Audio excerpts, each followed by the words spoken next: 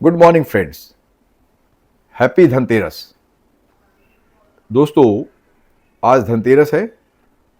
आप लोग चांदी का सामान खरीदने के लिए मार्केट में जाने वाले हैं। सोने का भी, सोने के दाम में वृद्धि हुई है और चांदी के दाम में तो और भी बेतहासा वृद्धि हो गई है। अब ऐसे में शगुन के लिए चांदी या सोने का सामान कुछ खरीदना एक बात है, पर कुछ लोग इसमें भरपूर निवेश भी करते हैं। क्या इस बढ़ी हुई कीमत पे चांदी में निवेश करना उचित होगा या नहीं? आज मैं अपने इस वीडियो में इसी बात का विश्लेषण करूंगा। दोस्तों, अभी कुछ दिनों पहले मैंने सोने की मूल्य वृद्धि को लेकर एक वीडियो बनाया था। उसमें तमाम कारण जिनके चलते सोने के भाव में मूल्य वृद्धि हुई थी, मैंने उसे डिस्कस किया था। अब वे तमाम फैक्टर्स जो कि मैंने सोने के मूल्य वृद्धि के विषय में डिस्कस किया था, वो चांदी के मूल्य वृद्धि पर भी समान रूप से लागू होते हैं। कौन कौन से फैक्टर्स? पहला, अमेरिका फैक्टर या ट्रम्प फैक्टर। इसे हम डॉलर फैक्टर भी कह सकते हैं। दोस्तों, अधिक डिटेल में नहीं जाते हुए मैं सिर्फ इतना ही रिपीट करूंगा कि जैसा कि सर्वविदित है, डॉलर अभी अपने वर्तमान बहुत ही कमज़ोर स्थिति में है। डॉलर कमज़ोर हुआ है, इसके भाव में गिरावट आई है। डॉलर पर से लोगों का विश्वास उठ गया है, कम हो गया है। ऐसे में लोग डॉलर को छोड़कर अन्य वैकल्पिक मुद्रा की तरफ मुखातिब होते हैं फॉर इंटरनेशनल ट्रेड। अब हम आते हैं यूरो या पाउंड की तरफ। तो कंपेयर करने पे हम देखते हैं डॉलर के मुकाबले यूरो और पाउंड की कीमत तो बढ़ी है, ये मजबूत हुआ है। फिर भी ये डॉलर के एक वैकल्पिक मुद्रा के रूप में खुद को अभी तक स्थापित नहीं कर पाई है। जहां पहले डॉलर में 70% का ट्रेडिंग होता था इंटरनेशनल मार्केट में, अभी मात्र 55 या 56% का ही ट्रेडिंग होता है।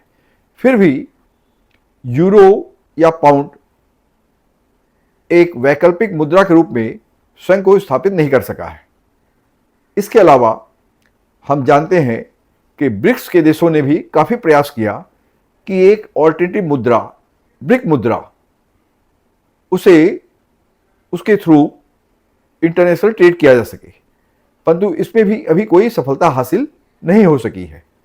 दीर्घकालीन अवस्था में भी क्या ब्रिक्स मुद्रा एक अच्छा वैकल्पिक मुद्रा सिद्ध हो सकता है कि नहीं, इसमें संशय ही है। तो हम ये मान के चलते हैं कि अभी तक डॉलर ही सर्वोपरि है फॉर इंटरनेशनल ट्रेड, परंतु चूंकि डॉलर कमजोर हुआ है, इसका भाव गिरा है, इसलिए लोगों का डॉलर पर से विश्वास कम हो गया है। और जब डॉलर पर से विश्वास कम होता है और दूसरा कोई वैकल्पिक मुद्रा उपलब्ध न हो, ऐसे में आमतौर पर सोने तथा चांदी जैसे प्रेशियस मेटल्स का दाम बढ़ जाता है। लोग उसका संग्रह स्टार्ट कर देते हैं। जैसा कि सोने के साथ हुआ, कमोबेश ऐसी ही कुछ अवस्था चांदी के साथ भी है। इसी कारण से चांदी का दाम मुख्यतः बढ़ा है।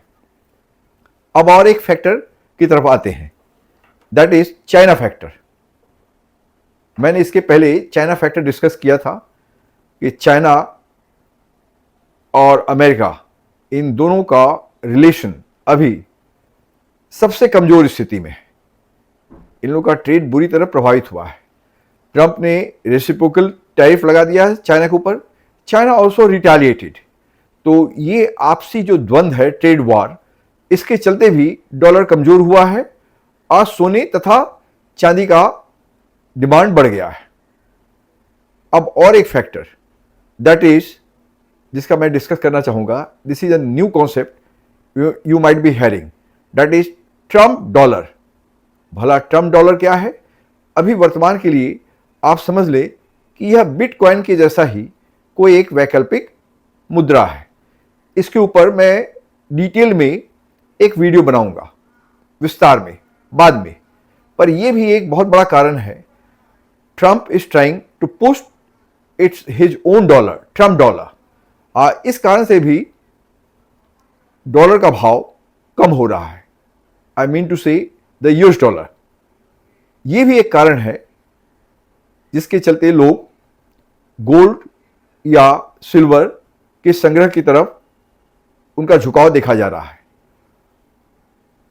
मैंने ट्रम्प फैक्टर या अमेरिका फैक्टर या डॉलर फैक्टर डिस्कस कर लिया। ट्रम्प डॉलर के बारे में भी संक्षेप में मैंने कुछ कहा। चाइना फैक्टर ये भी डिस्कस हो गया। अब और एक अहम फैक्टर जो कि सोने के केस में लागू नहीं होता है, परंतु सिल्वर के केस में ये काफ़ी हद तक ये कारण सिल्वर के रेट को बढ़ाने में सहायक सिद्ध होता है। दोस्तों, हम जानते हैं कि गोल्ड माइंस सोने की माइनिंग होती है, पर सिल्वर की या चांदी की ट्रेडिशनली ऐसी कोई माइनिंग नहीं होती है। हम लोगों ने चांदी के खान के विषय में कभी नहीं सुना है। तो चांदी आखिरकार निकलता कैसे है? जब गोल्ड, आयरन, मैंगनीज आदि विभिन्न नाना प्रकार के खनिजों की माइनिंग होती है, उसके साथ ही सिल्वर एक सब प्रोडक्ट के रूप में आता है, यानी कि इसकी आपूर्ति बहुत ही कम है। इसको न बढ़ाया जा सकता है न घटाया जा सकता है। इसकी आपूर्ति को कंट्रोल करना बहुत मुश्किल है। ऐसे में जब सिल्वर का डिमांड बढ़ता है, इसका रेट बढ़ता है, तो सोने के मुकाबले में यह ज़्यादा वॉलेटाइल हो जाता है। इसका रेट सोने की तुलना में कहीं ज़्यादा बढ़ता है। क्यों? कि सोने की आपूर्ति तो बढ़ाई घटाई जा सकती है, पर चांदी की बिल्कुल नहीं, क्योंकि चांदी का कोई ट्रेडिशनल माइनिंग नहीं होता। So far the things are clear to you. अब हम आते हैं, जरा कुछ डेटाज देखते हैं। मैंने लास्ट 50 साल के कुछ डेटाज मैंने रिसर्च की, तो क्या पाया मैं ये डेटा आपके सामने रखना चाहूँगा। ऐसे तो I hate talking about datas and statistics, परंतु यहाँ चांदी का खरीद या बिक्री करने का निर्णय लेने के लिए इन डेटाज का अध्ययन बहुत ही जरूरी हो जाता है। So I am going to discuss about these datas. A bit boring, but still I request you to focus on these datas. तो सबसे पहले मैं आपको ये बतला दूं, आज से एक साल पहले, समझिए 15 अक्टूबर 2024, ये डेट हम लोग पकड़ लेते हैं। 15 अक्टूबर 2024 को सिल्वर का रेट था तकरीबन 97,000, और आज के दिन या आज से एक दिन पहले, टुडे इट्स 17th और 18th, या मैं 15 तारीख का डेटा लेता हूं। On 15th of October 25 the silver rate was 1,90,000। अब बेंगलोर में तो चांदी की कीमत उस दिन 2 लाख तक हो गई थी। मोटा मोटी ये समझ लीजिए कि 97,000 से बढ़कर यह 2 लाख के करीब पहुंच गया है।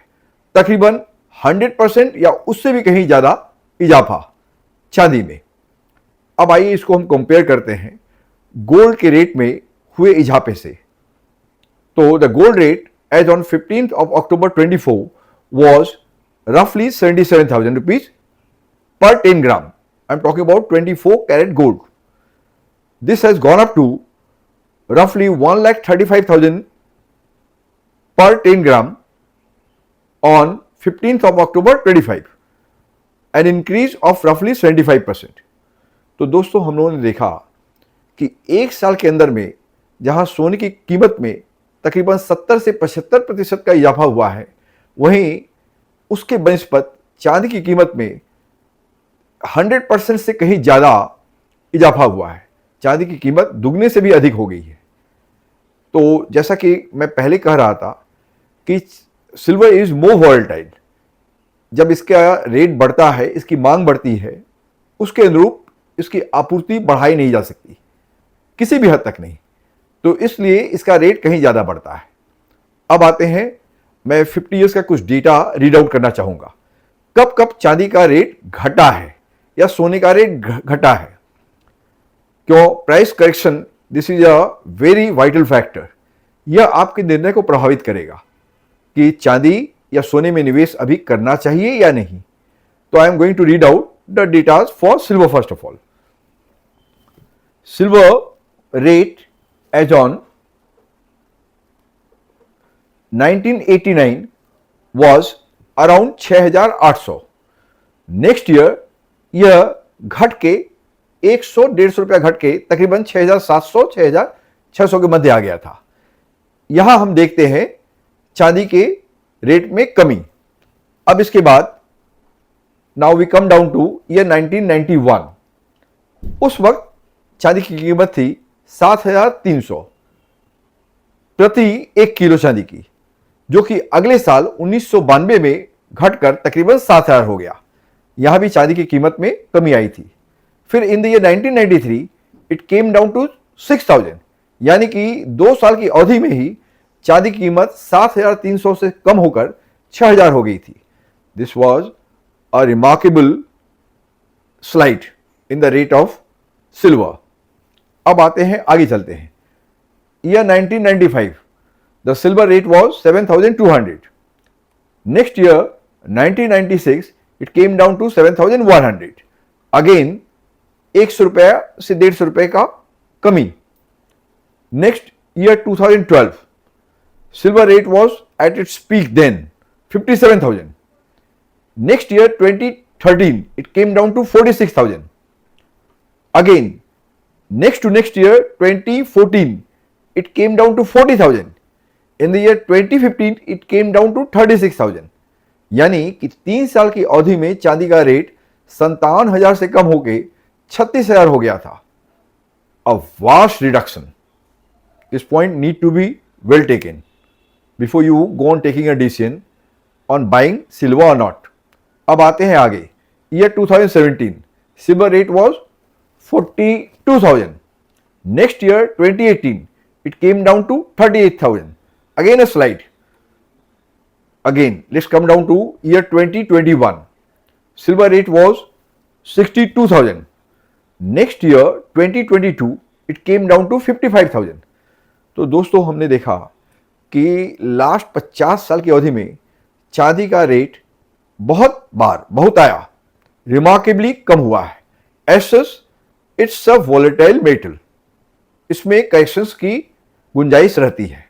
अब जरा लगे हाथों गोल्ड का पोजीशन देख लेते हैं। इसके रेट में कब कब कमी हुई 50 साल की अवधि में। First of all year 96 the gold rate 24 carat 10 gram was 5,000. It came down to 4,000. Next year 1997. Now year 2012 gold rate was 31,000 per 10 gram 24 carat. Next year 2013 it came down to 29,000. 2014 it came down again 28,000. Next year 2015 it came down again 26,000. तो इसके अलावा कभी gold का rate उस हद तक कम नहीं हुआ। Only the years ranging from 2012 to 2015 was the only exception when the gold rate came down substantially from 31,000 to 26,000. इसके अलावा विगत 50 साल में गोल्ड के रेट में बहुत ज़्यादा स्लाइड नहीं आया। As such, gold rate is not that volatile. हम मान के चलते हैं कि ऐसे में, परंतु अभी हालिया हुआ क्या है, gold rate has gone up by 75% over a year and silver rate has gone up over 100% over a year और अभी बढ़ता ही जा रहा है। ऐसे में सिल्वर या गोल्ड इसमें इन्वेस्टमेंट करना उचित होगा या नहीं, क्योंकि दिवाली के पहले क्या कहते हैं, हम भूल रहे हैं, जो भी ये फेस्टिवल है, ऑस्पिशियस ओकेजन, धनतेरस, इसमें चांदी या सोना खरीदना उचित होगा कि नहीं। मैंने डेटाज रीड आउट कर लिए, इसके परिप्रेक्ष्य में ही आप कोई डिसीजन लीजिएगा। एक बात याद रखिएगा, silver is more volatile, price correction की ऑलवेज गुंजाइश रहती है। सिल्वर में भी प्राइस करेक्शन हो सकता है, since there was an astonishing increase in the rate of gold also, तो प्राइस करेक्शन की एक गुंजाइश बनी रह सकती है। हालांकि लॉन्ग रन में दोनों ही धातुओं का मूल्य बढ़ा रहेगा। तो अभी वर्तमान में अगर आपको चांदी में या सोने में निवेश करना भी है, मैं आपको ये कहूँगा कि डेटास का अध्ययन कर लीजिएगा। दूसरी बात, इस बात को भी ध्यान में रखिएगा कि ये जो राइज हुआ that was steep rise, as such there is always scope for price correction. और तीसरी बात, अंतर्राष्ट्रीय अस्थिरता, जो अस्थिर स्थिति है, जैसा कि मैंने चाइना अमेरिका के रिलेशन की बात की, या ट्रम्प फैक्टर, या अमेरिकन डॉलर की चर्चा की, या फिर इसके अलावा जैसा कि युद्ध हो रहा है रशिया यूक्रेन के मध्य या इजराइल हमास के मध्य, ये तमाम फैक्टर्स, ये अस्थिरता अभी कायम है। और जब तक यह अस्थिरता कायम रहेगी, सोने और चांदी का दाम बढ़ता रहेगा, अगर कोई miraculous turn off the event ना हो तो ये तमाम मुद्दों पे विचार करते हुए आप कोई निर्णय लीजिएगा। परंतु मैं एक ही बात कहूंगा, शॉर्ट टर्म में प्राइस करेक्शन की गुंजाइश हमेशा बनी रहती है। एज सच डोंट प्ले और speculate with these metals, precious metals. हाँ, अगर आप लॉन्ग टर्म को ध्यान में रखते हुए 10 साल, 15 साल या 20 साल की अवधि को ध्यान में रखते हुए इन धातुओं में निवेश करते हैं तो इनका रेट बढ़ना लाजमी है।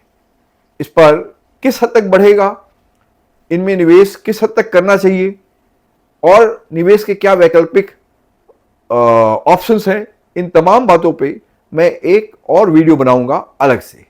तो for as of now the matter rest, I suggest that before making any investment in silver और gold, take a judicious decision. अपनी पूरी संपत्ति इस पे मत लुटा दीजिएगा, बहुत ही संयम के साथ, सतर्कता के साथ ही इस पर निवेश करिएगा। और करें भी तो लॉन्ग टर्म अवधि को ध्यान में रखते हुए निवेश करिएगा। प्राइस करेक्शन की गुंजाइश है दोनों ही धातुओं में। With these words the final wrap. नमस्कार, अ हैप्पी दीपावली।